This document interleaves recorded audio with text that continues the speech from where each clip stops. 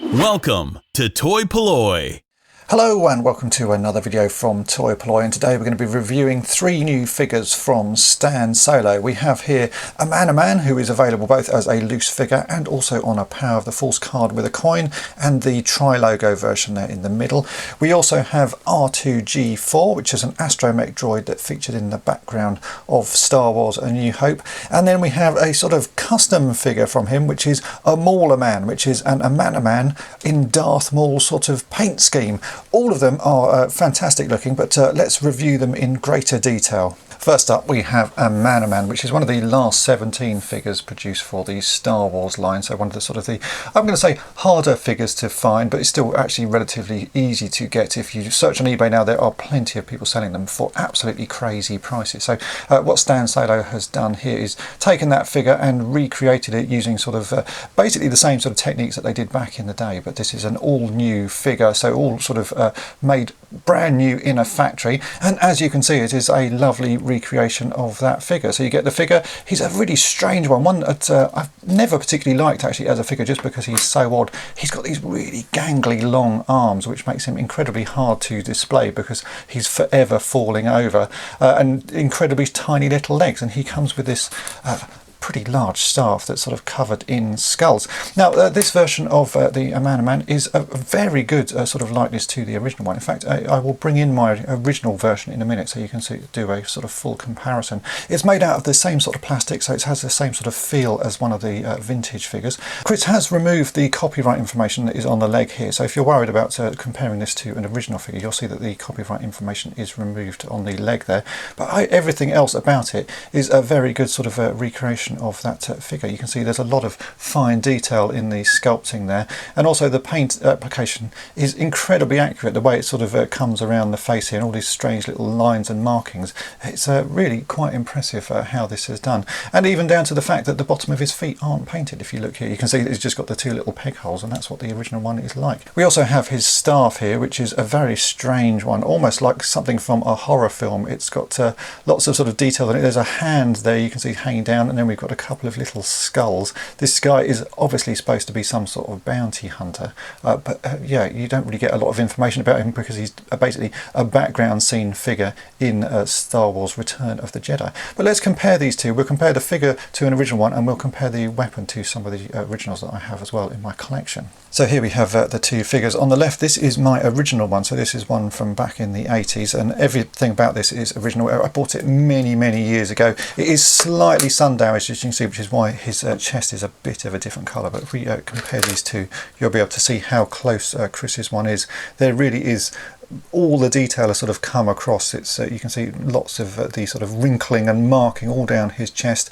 The only difference is the colour, because obviously mine has yellowed over the years, but actually if we look at the arms, which haven't yellowed on my one, you can see that is a very good match. And as I say, the painting of it is fantastic. You can see the markings all down the side really are as spot on as you can get.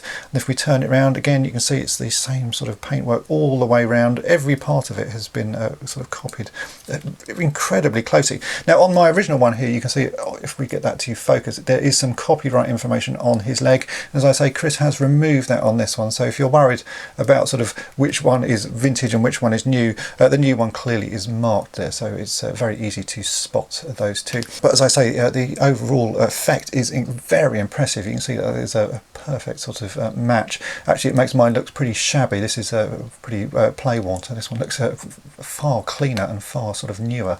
Then we move on to the weapons. Now I have a few of these actually. This is an original version of the weapon, and this is the one that comes with Chris's figures. You can see it is very close. I've actually got some others in my collection that I've sort of picked up over the years. Here's another reproduction one that I found many years back, which is sort of okay, but actually is a fairly sort of soft on detail. It's got a lot of sort of the detail is just not quite as sharp on it, and I picked that one up quite a long time ago. And then I've also got another version which I can't remember where I got, but someone has sort of hands done this. This is hand cast, so you can see how rough that one is, but it's just a sort of intriguing one that I happen to have in my collection. But as you can see, Chris's one is really very good. It's kept all of the details and looks as I say, as good as new. You can actually buy these loose from Chris as well, so if you just want this to go with your vintage figure, you can get that as well. I'm going to be putting links to his Etsy page and where you can purchase these in the description of this video, so go there if you want to grab them. But yeah, as I say, that is a very good recreation. As well as being able to get Amanaman loose, you can also get him carded, and there are two versions of the card available. We have the Power of the Force version, which comes with the collector's coin. Now this is a double-sided coin. I don't have a loose one, so I can't show you the back of it, but you can see there that that is a very nice version of the coin, and the figure is mounted really quite nicely. It's got an extra bit of blister support on the back of him, which I think is how the original one came, and you can see his weapon packed there behind the figure.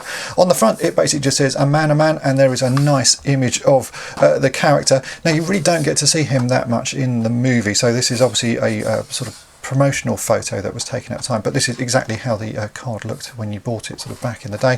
And on the back we can turn it over and you can see this is a 92 back card, so it shows all 92 figures with Amanaman there as the number 15.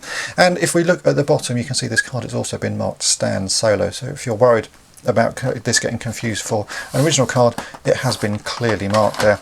Then we also have the tri-logo version, which was a sort of later release of Amanaman, where he's not been packed quite so nicely and he doesn't come with a coin. But again, this is exactly how tri-logo figures look. I've got a few in my collection and they're always packed like this, sort of a bit sort of randomly in the boxes. Same image on the front, except it has the logo of Star Wars in the 3 different languages. And again, if we turn it over, on the back, this is a 79 back card. Or is it 70 back? I think it says collect all 70, although there's 79 listed. And again at the bottom you can see there it says Stan Solo. Now what I like about these cards is they are really good quality. If you picked up any of the Hasbro Retro Collection figures, those cards are terrible. They're really thin and they put this sort of faux edging and sort of aging around the edges, whereas the one that Stan Solo does, these are lovely quality, really nice sort of thick card, and as I say, very close to the originals, if not perfect match to the original ones. So I think the work that's been done on these is fantastic. It really does look great and will look great on display.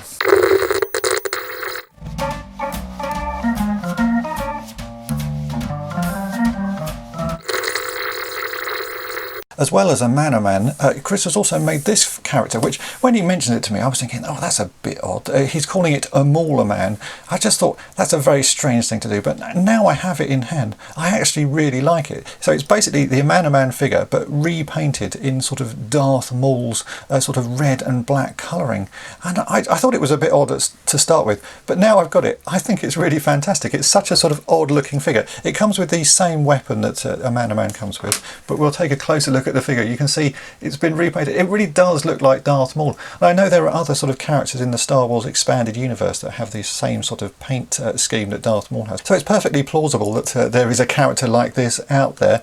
It's really sort of kind of unique. So it's exactly the same figure as I say, so it's the same sculpt, but this has been cast in red plastic and then had the paint application done in a sort of nice black. Yeah, it's intriguing. It's one of those ones, when Chris mentioned it to me, I did think that's really odd, but now I've seen it, I think it's actually quite a sort of nice and unique figure. So certainly not the sort of thing I would normally sort of go for, but I think it's just fascinating. I think it's a great looking figure. So if you want that in your collection, again, these are all available on Chris's Etsy page, so go and take a look at that. But it's certainly a unique looking figure. Now the last figure in this new set of 3 is R2-G4, which is an Astromech droid. I'm a massive fan of Astromech droids, and I've always had quite a large collection of them, and I've sort of scoured through the movies to keep spotting new ones. And this was one that I didn't actually know about, but it turned out to be in a sort of unreleased shot, or sort of an edited shot from Star Wars A New Hope, something that's never been seen in the movie. And in the background of one shot you see this droid, which they have named R2-G4, and he comes in this lovely sort of vibrant blue colour with a slightly more sort of bluey purpley dome. Literally you see him in the background of one of these sort of removed scenes from Star Wars, so he really is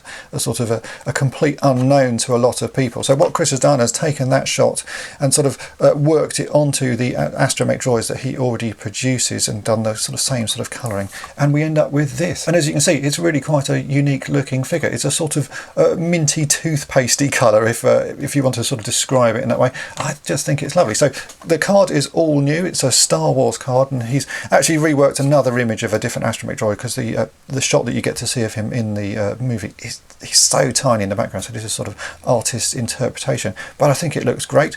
We turn it over on the back. This is a 21 back card he's used, so sort of an early one from Star Wars. And again, at the bottom it does say Stan Solo, but really this is a completely unique figure on a custom card, so no one else is going to have sort of confused these with original figures. I think that looks lovely. And we can take a closer look at the figure. Now this is based on the same molds that Chris has been using for all of his droid figures. So this is actually a pop-up lightsaber version of the body. You can see that by the little bulge that's on the front there. That's where the lightsaber sort of mechanism goes. And it also, right in the bottom, not sure you can see that on my camera, there is a little mark for SS, which stands for Stan Solo. So, but this is a completely custom droid. The sticker is lovely, really nice high quality sticker, and I'm sure if we turn the head it will click like all of these droids are supposed to do. Nice paint detailing as well, just a few little bits of colour added there for his little eyes and lenses, and a nice little silver bit on the front, and then yeah, slightly sort of bluer paint around these sort of markings on the dome. But it's just a lovely little figure. Chris has done loads of different Astromech droids. I've reviewed all of them, so I will put a link at the end of this video for you to go and check out some of my other reviews, because he's done loads of Astromech droids, loads of protocol droids, and they're all at this great quality. It's amazing that these are produced in such a nice way, and if you compare them to what Hasbro are doing, these are far superior. They're really just sturdily made, and the right sort of plastic. A lot of what Hasbro does, it's made out of very bendy, rubbery sort of plastic, so these feel exactly like the vintage figures should do. So there we go, that is my review of these three new figures from Stan Solo. I think the Amanaman is a fantastic recreation of the original. It's amazing that that looks so much like the original, and it's just so much better than what Hasbro has been producing. And I have to say, I do really like Amaulaman. I didn't think I would, but there's something about him that's it's just a sort of a fantastic, crazy idea. So yeah, I really like that one. And then there's the Astromech R2-G4. I just like Astromech droids, so basically any of these produced in any colour will always be a win for me. It just looks fantastic. Now I know Chris at Stan Solo has a lot of other figures in production at the moment. He's working on an EV9D9 and also a Death Star gunner, amongst many things, so expect more reviews in the future of some of his new products. If you want to get these, I'm going to put a link in the description as to where you can get them, and if you want to check out my other reviews of the Stan Solo and other retro style figures, then I will put a link at the end of this video. So I hope that has been of interest to you. If it has, then make sure to hit the subscribe button and tap the bell to be notified each time I upload a new video, and thanks for watching. Thanks for watching toy-polloi. Subscribe for more great videos. You can also follow toy-polloi on Twitter, Facebook, and Instagram.